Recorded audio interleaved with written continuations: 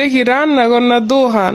আম্মা এটা রান্নাঘর। হায় রে পোলার টাহা দিয়ে এমনি খরচ করো। কি দেখি কিনে বটে থুইছো, টাহাডি খালি খালি নষ্ট হতেছো। নতুন সংসার একটু হিসাব করে চলতেও তো পারো। আম্মা বুঝিনি তো, রান্না বান্না করতে সব জিনিসই তো লাগে। আমরা রান্না বান্না করি না, আমাগো রান্নাঘর নাই। দুইজন মানুষ, দুইটা পাতিল লি যথেষ্ট। রে পোলা কি হয়নি চুলে আবার কি দিয়ে থুই আইছো? আম্মা আপনার জন্য চা দিছিলাম।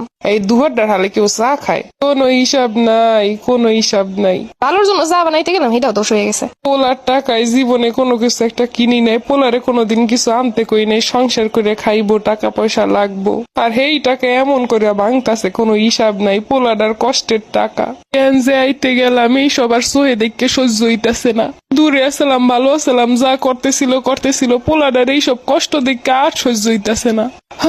না রামুনা, আর এইসব দেখতাম না। আপনি একটু বসেন, আপনার ছেলে আবার এসে